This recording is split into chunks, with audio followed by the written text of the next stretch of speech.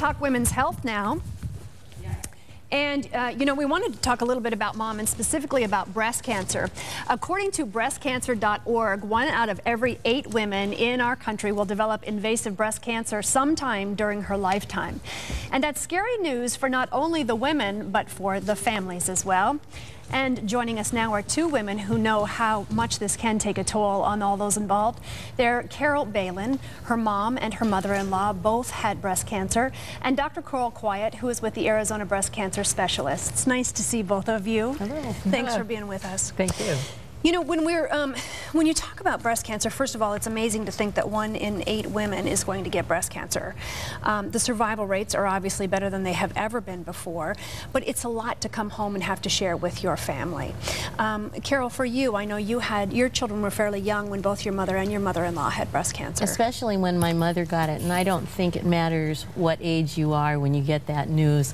That little child inside of you always gets affected, and I think as an adult, you still have to function as a mom, and I also have a job. I'm a teacher, and you know, still be everything you need to be. And it's very, very tough dealing with your own things. But then when you have children and they have questions, and I'm sure that Dr. Quiet's going to explain a lot about what you say to kids at what age, and you know, hopefully you say the right things, and depending on which child it is and emotionally what's going on with them, how much do I tell?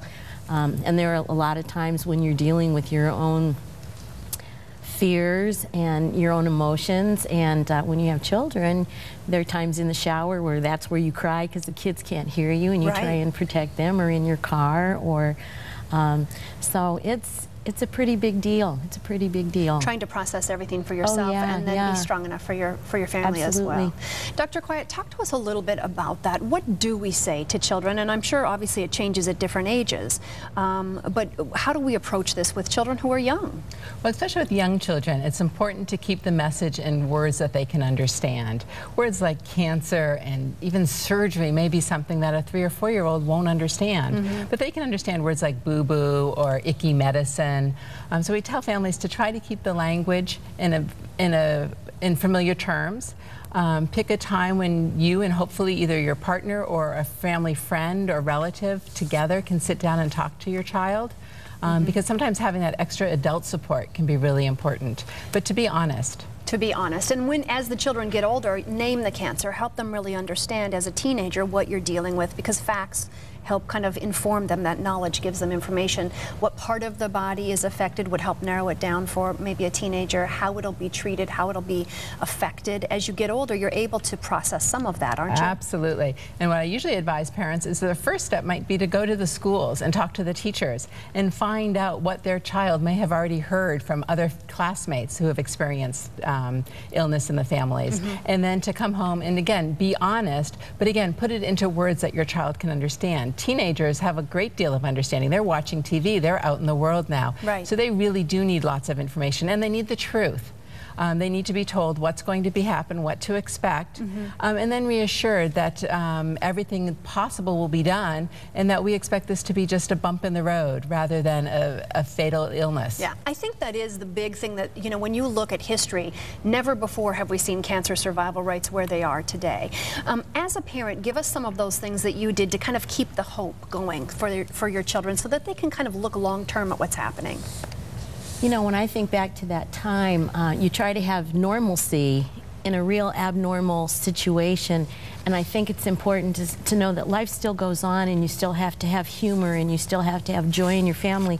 And one thing that just came to mind when my mother lost all of her hair, and she would wear the scarves or the turbans or whatever in the house to keep her head warm. And I can remember the kids were really, really little, like little stair steps.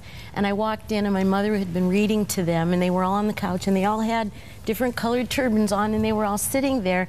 And I walked in, and I had tears in my eyes, but I just started laughing. And I think it's important to still keep, keep going. And you're going to have your good days, and you're going to have your bad days. And when you said you have to be honest, I think that kids are sharp, and they pick up on things, and use appropriate words for the age, and just normalize it as much as you can. very, very much. And then when I found out later that my mother-in-law also had it, was kind of like, oh, back at square one. Yeah. And the kids were at different ages, and you were right, teenagers require different information than the littler kids do. Sure. And actually, with the internet and TV and all that stuff, They're kids are getting sharp, that. and there's a lot of information out there. Dr. Quiet, we're almost out of time, but real quick, if a child is not doing well with the information, what are some of those signs we should be watching for that they need a little bit extra help and guidance? You may see changes in sleep. You may see changes in child acting out, becoming angry or aggressive, having difficulties at school or with their friends. And again, that's where I think you really want to be in a collaboration with the teachers so that they can alert you to any problems that they may be seeing. And real quick, tell me about tomorrow's event. Tomorrow, the Arizona Institute for Breast Health will be having a fundraiser at the Fiesta Furnishings across from Costco in Hayden. It's a Mother's Day Mercado, a nice shopping event with all kinds of vendors selling delicious and fabulous things. Wonderful. Well, check that out. It's for a great cause. Carol, thanks so much for sharing your story. We appreciate it. Dr. Quiet, thanks for your knowledge as well. Thank you.